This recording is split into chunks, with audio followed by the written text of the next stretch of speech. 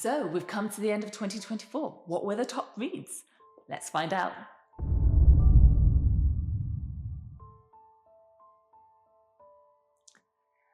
A seasonal read, Small Things Like These, is a small novella.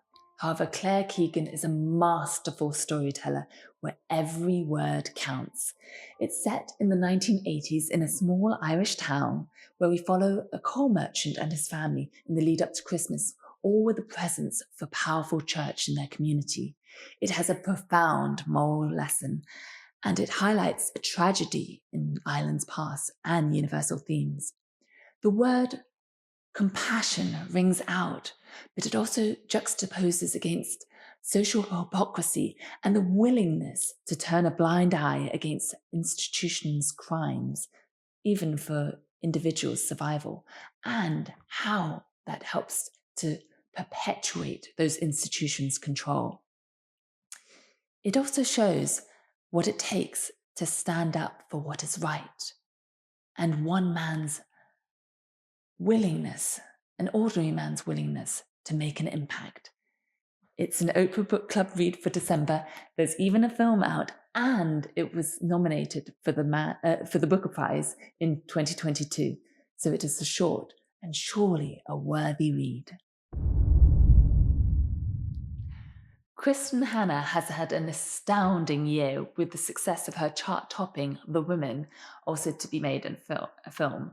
However, it's actually the Nightingale, a World War II French resistance novel that brought her widespread fame.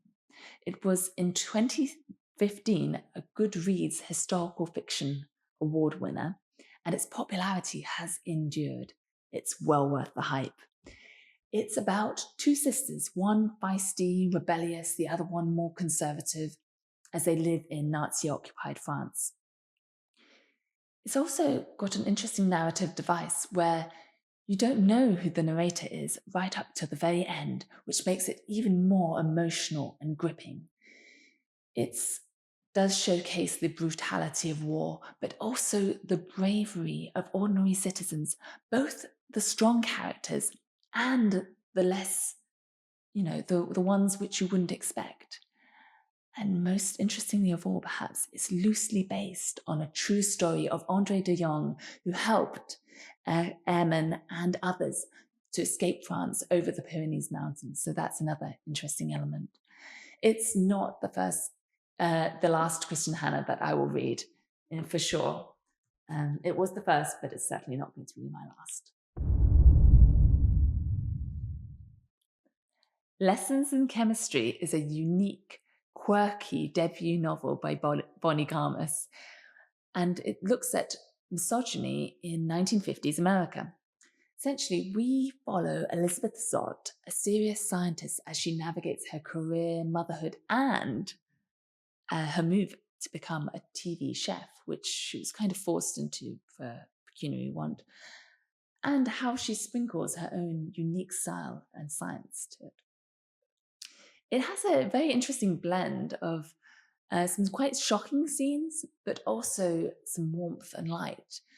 And it's a very unique protagonist. Now, we have a trend at the moment of having protagonists in books such as The Maid, Eleanor Oliphant, who are quite socially awkward, which is the case here as well, but she's highly intellectual. So that's definitely a new spin. And perhaps most controversially of all, we have a dog called 630 in the novel. Now, this is controversial from a lot of readers, but it's because he's got a very sophisticated internal monologue and is intellectual in himself. But I think that's a really brave move from this author because it brings an element of comedy and pathos to the novel. So essentially, I think it's a quirky read and with a very unique spin on a topic. Persuasion is Jane Austen's most emotional and perhaps personal novel. I actually hesitated to read this because of the heartbreaking subject matter, but I found that there's plenty of Jane Austen's wit and humour and irony in this one. The protagonist is persuaded to give up the love of her life, and she bitterly regrets it.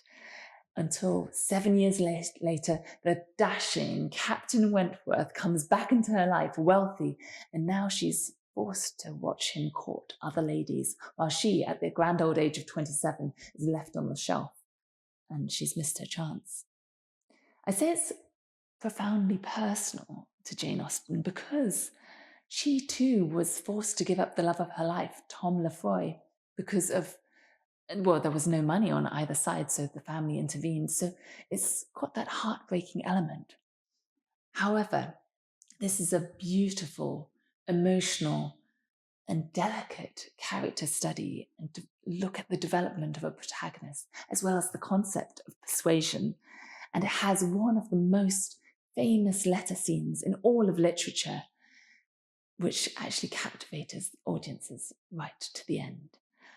I really have no choice but to give it the accolade of Angels Sing.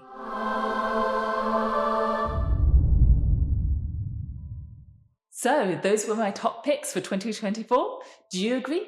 Or do you have some others? Let me know in the comments. See you guys next time.